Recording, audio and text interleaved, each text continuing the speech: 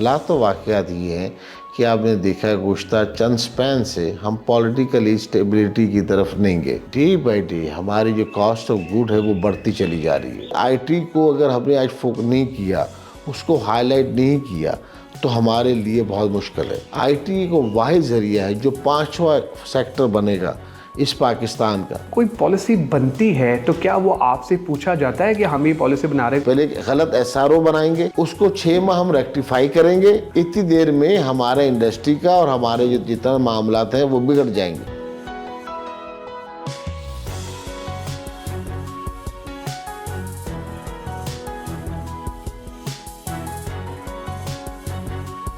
اعوذ باللہ من الشیطان الرجیم، بسم اللہ الرحمن الرحیم. اللہم صلی وسلم علی سیدنا محمد وآلہ بقدر حسنہ و جمالہ و نورہ و کمالہ. السلام علیکم دوستو، حسن رضا آج ایک دفعہ پھر آپ کی خدمت میں حاضر ہے. دوستو آج ہم بہت ہی امپورٹنٹ ٹاپک پہ بات کرنے جا رہے ہیں.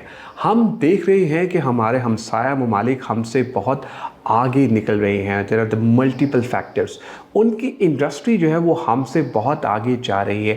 ایکسپورٹ بھی بہت بہتر ہو رہی ہے اور امپورٹ بھی بہت بہتر ہو رہی ہے. لیکن پاکستان میں ایسے مسئلے مسائل کیا ہیں کہ ہم آگے جانے کی بجائے ہم پیچھے آتے جا رہے ہیں. دوستو آج ہم نے دعوت دی ہے one of the season professional of Pakistan. میں خود ان کا بہت بڑا فین ہوں، ان کو فالو بھی کرتا ہوں. لیڈیز اینڈ جینٹلمین، ان کا نام ہے Adnan Butt. Adnan Khalid Butt sahib is working as a CEO at Kings Packages. آئیے ملتے ہیں عدنان خالد بٹ صاحب سے اور جانتے ہیں ان کا expert opinion about this topic. Thank you very much Butt sahib for joining us today. And I'm super excited کہ آپ ہمارے ساتھ ہیں. Welcome on board. Thank you, بہت شکریہ جی آپ کا، آپ بلانے کا. جی اچھا بٹ صاحب، بہت ہی امپورٹنٹ ڈسکشن ہم کرنے جا رہے ہیں اینڈ وی آر گلیڈ کہ آپ نے اپنے اس بیزی اسکیجول میں سے جو ٹائم نکالا اور آپ آئے. بٹ صاحب ہمیں یہ بتائیے گا کہ ہمارے ہمسایہ ممالک، I mean they are doing awesome, they are doing amazing job. ہم جو ہے وہ نیچے آتے جا رہے ہیں، یہ جو اوپر جاتے جا رہے ہیں. اکانومی ان کی بڑی بہتر ہو رہی ہے. ابھی آپ نے دیکھا کہ انڈیا کی جو کرنسی ہے وہ 18 ملکوں میں ایکسیپٹیبل ہے، اور ہمارے یہاں بھی وہ ایک میم بھی چل رہی ہے کہ شاید وہ 75 والا نوٹ جو ہے وہ کوئی لیتا بھی نہیں ہے. سو آپ کیا کہنا چاہیں گے کہ what are the main reasons? جی بہت شکریہ. سب سے پہلے میں بات یہ کرنا چاہتا ہوں کہ پاکستان کے اندر پوٹینشل ہے. پاکستان میں بہت سی ایسی انڈسٹری لگ سکتی ہے اور لگی ہوئی ہے جہاں ہم آگے فیوچر میں بہتر کام کر سکتے ہیں. حالات و واقعات کیا ہے؟ حالات و واقعات یہ ہیں کہ آپ نے دیکھا ہے گزشتہ چند سپین سے ہم پولیٹیکلی اسٹیبلٹی کی طرف نہیں گئے. ہم آج بھی اس اقتدار کی جنگ میں کشمکش میں پھنسے ہوئے ہیں. دوسری بات، سب سے بڑی جو بات ہے کہ ہم نے جتنی جو بیسک چیز ہے وہ بجلی ہے. ہماری سب سے زیادہ ہائی پرائز الیکٹریسٹی ہے، ہماری ہائی پرائز آف گیس ہے. ڈے بائی ڈے ہماری جو کاسٹ آف گوڈ ہے وہ بڑھتی چلی جا رہی ہے. آپ یہ دیکھیں کہ ہم نے امپورٹ کے لیے اسٹیٹ بینک آف پاکستان نے 8 ماہ پہلے کوئی پالیسی مرتب ہی نہیں کی، جس کی وجہ سے ہمارے کئی انڈسٹریلسٹ، کئی ٹریڈرز، ان کی جو امپورٹ کی وہ آئٹمز تھی وہ 5 سے 6 ماہ پورٹوں پہ ڈیمیج کی شکل میں اور دوسرے اخراجات کی شکل میں وہاں کھڑی رہی. گورنمنٹ میں اس سلسلے میں گورنمنٹ نے آج تک کوئی مؤثر پالیسی دی نہیں. اب جب مؤثر پالیسی آپ نہیں دیں گے اور کسی ملک کی انڈسٹری کو اور اس کی بازار میں اگر سپلائی چین کا فقدان ہوگا، اور فقدان ہونے سے کیا ہوتا ہے، جب چیزیں شارٹ ہو جاتی ہیں تو پرائس ہائی ہو جاتی ہے. ہائی ہونے کی وجہ سے ہم ریجنلی ہماری کاسٹ ہے وہ آؤٹ ہو جاتی ہے.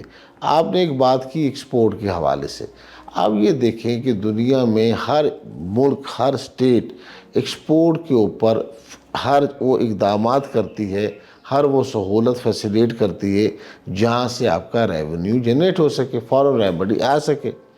اب ہوا کیا، یہ ہمارے یہاں معاملات ایسے بنائے گئے، ایسی چیزیں سہولتیں آج تک نہیں پالیسی دی گئی، انڈسٹری پالیسی نہیں دی گئی، جس کی وجہ سے ایکسپورٹ کے معاملات بہتر نہیں ہو سکتے. آپ دیکھیں کہ آج صورتحال یہ ہے کہ دن بدن انڈسٹری بند ہوتی چلی جا رہی ہے، امپلائمنٹس بڑھتی چلی جا رہی ہے. اسی طرح میں یہ چاہتا ہوں کہ دیکھیں ہم نے عرصے دراز سے ایکسپورٹ کے حوالے سے ٹیکسٹائل سیکٹر کے اوپر سارا زور دیا۔ ایک چھوٹی سی مثال ہے، ہمارے پڑوس ملک میں انڈیا نے ایک مورنگا لیو ہے، اس کے اوپر 3.5 بلین انڈین روپیز کی ایکسپورٹ کی ہے۔ ہم نے R&D پہ کام نہیں کیا، ہم نے نئی چیزیں متعارف نہیں کرائی، ہم نے ریجنلی جو ہماری آئٹم ہیں ان کو بتایا نہیں کہ ہم اس چیزوں کو، ان سیکٹرز کو ہم پرموٹ کر سکیں۔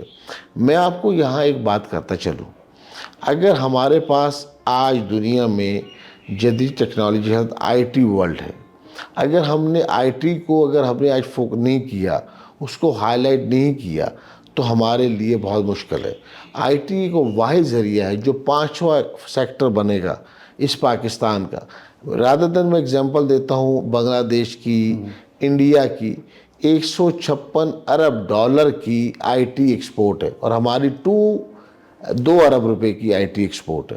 ہمارے پاس ایک بہت بڑی ویج، اگر اس کے اوپر خصوصی توجہ دی جائیں، بیچ بنائے جائیں اور ہمارے معاملات بہتر کرے جائیں، تو اب ہمیں دیکھیں ہمارے نیو ینگ انٹرپرنورز کو امپلائمنٹس ملیں گی، ہم ایکسپورٹ کر سکیں گے۔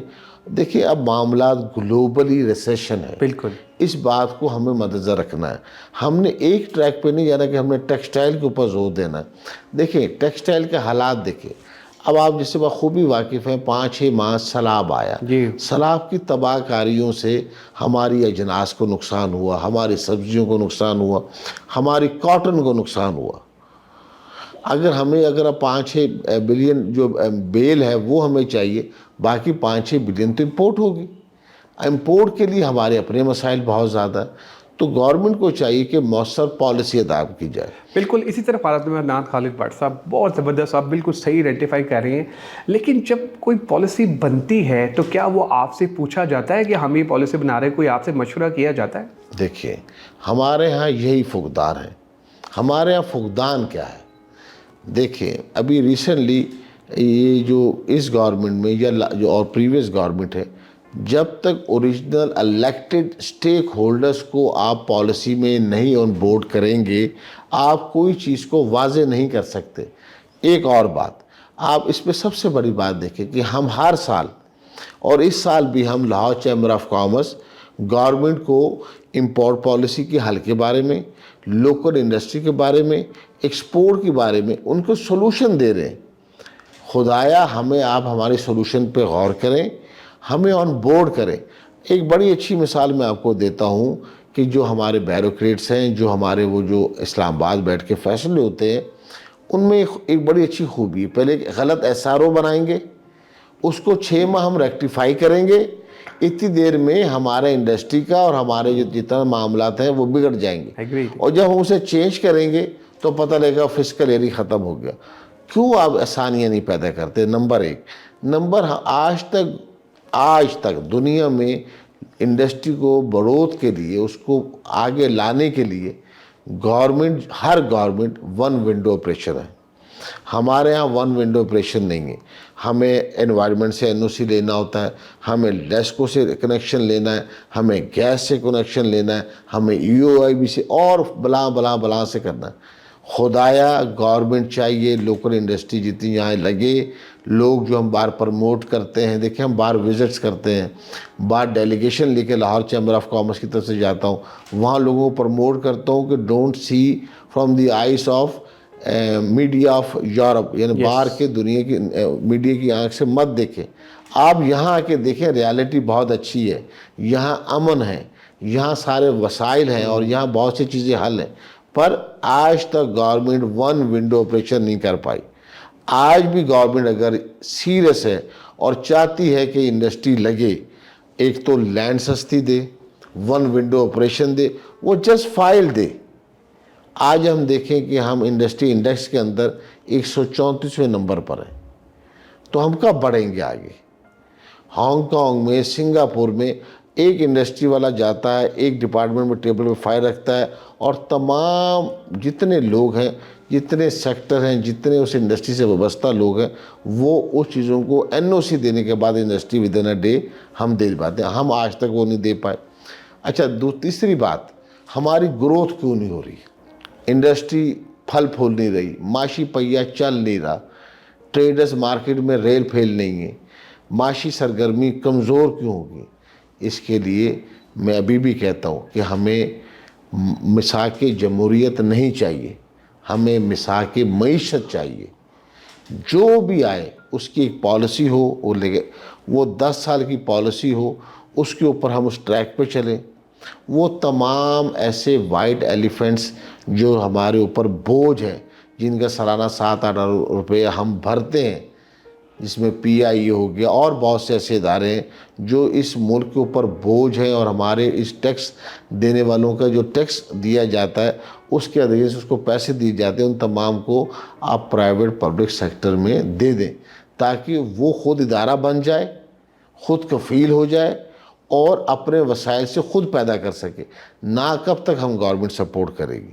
تو یہ ایسی چیزیں ہیں جن کو ہم نے دیکھنا ہے اور ہم نے سمجھنا ہے کہ کیا ہو کیا رہا ہے۔ بالکل سر۔ ایک اور بات جو بڑی اچھی ہے، ہمارے یہاں انڈسٹریل سیکٹر بنے ہوئے ہیں، جیسے فیروزپور روڈ بنا ہوا ہے، وہاں مور دین 600 انڈسٹری لگی ہے، 1.5-2 لاکھ سے زائد امپلائمنٹس کریٹ کر رہا ہے، لیڈیز ورکر الگ کام کر رہی ہیں، پر اس انڈسٹری ایریا کا آپ حال دیکھیں، نہ وہاں سیوریج ہے، روڈ کی خستہ حالت ہے، اور لائن آرڈر کے مسائل ہیں، ٹریفک ایشوز ہے۔ دیکھیں ہمیں کیا ہوتا ہے جب ہم ایکسپورٹ کرنے جاتے ہیں تو وہ کہتے ہیں کہ آپ کمپلائنس کریں۔ بالکل صحیح۔ کمپلائنس کیا ہوتا ہے؟ کمپلائنس یہ ہوتا ہے کہ آپ تمام جتنے بھی سوشل کارپوریٹ رسپانسبلٹی ہے اس کو اڈاپٹ کر رہے ہیں۔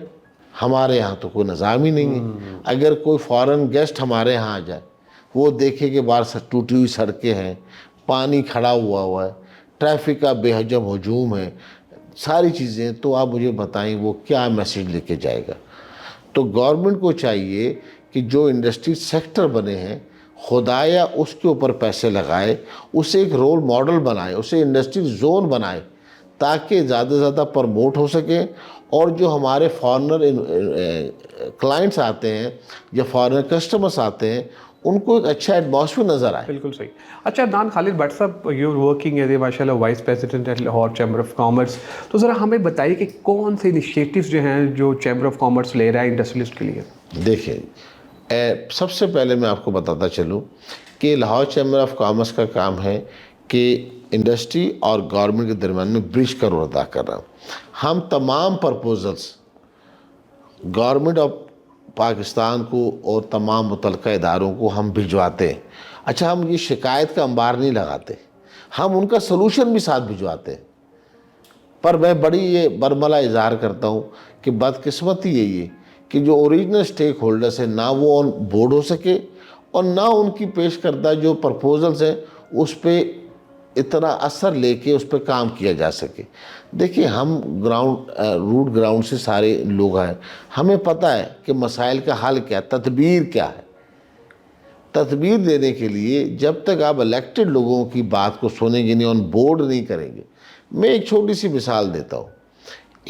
اس عبوری گورنمنٹ میں ایک وہاب ریاض کو انہوں نے ایڈوائزر ٹو بنایا اسپورٹس۔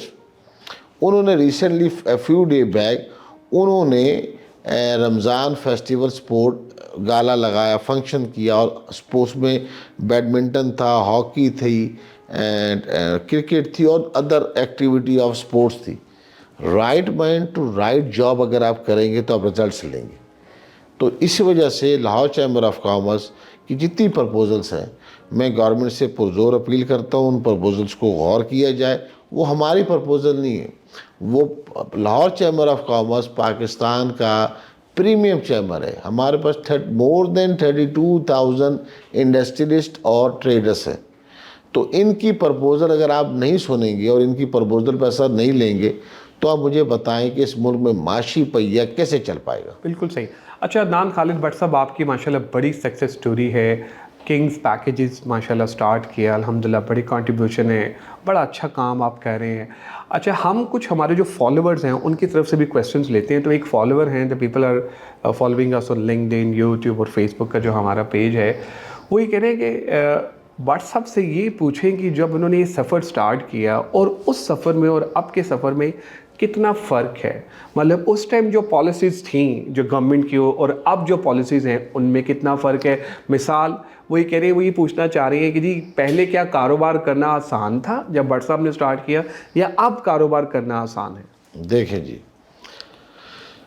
کاروبار ایک تو جو اس وقت میں اور آج کے وقت میں کاروبار کا انداز، مارکیٹنگ سٹائل، آپ کو ایکسپینشن ملی ہے۔ پہلے وسائل کم تھے، آپ کا آئی ٹی کم تھا، سسٹمز کم تھے، پر اب آپ جدید ٹیکنالوجی پر کاروبار کر سکتے ہیں۔ بات اس وقت اور آج کے وقت میں جو پالیسی تسلسل آف انڈسٹری ہے نا، آج تک برقرار نہیں ہوئی۔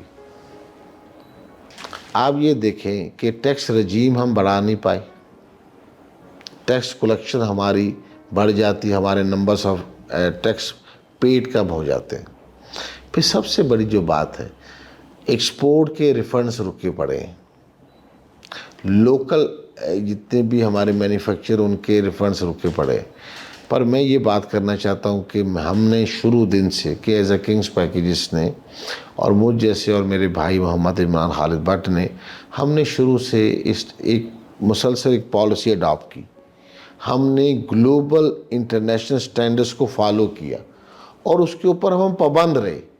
کئی ہماری کاسٹ آف گڈ ہماری اس میں زیادہ ہو گئی، ہمارے اخراجات زیادہ ہو گئے، ہمارے پالیسی میں فرق آ گیا، پر ہم نے سٹینڈرڈز کو نہیں چھوڑا، کوالٹی پہ کوئی کمپرومائز نہیں کی۔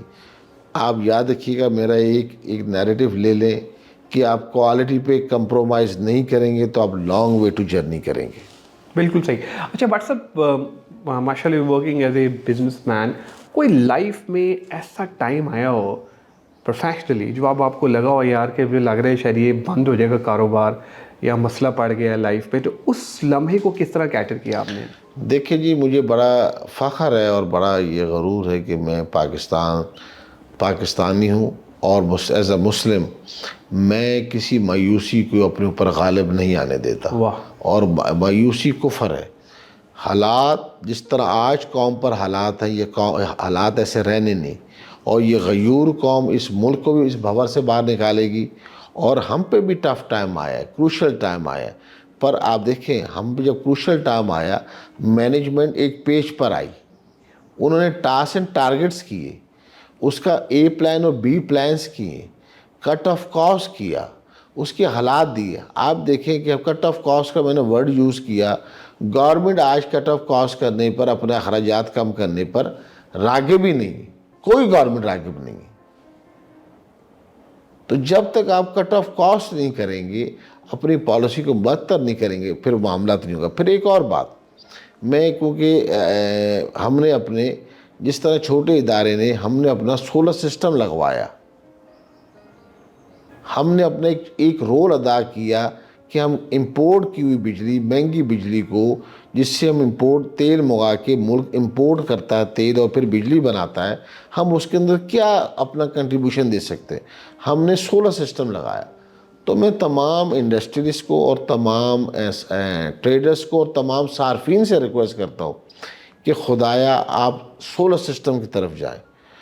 ہم 26 ارب روپے کی امپورٹ کر رہے ہیں تیل کی، تو ہم اس سولر سسٹم آنے سے ہم کم سے کم 30% ہم اس کے اوپر افیکٹ کر سکتے ہیں۔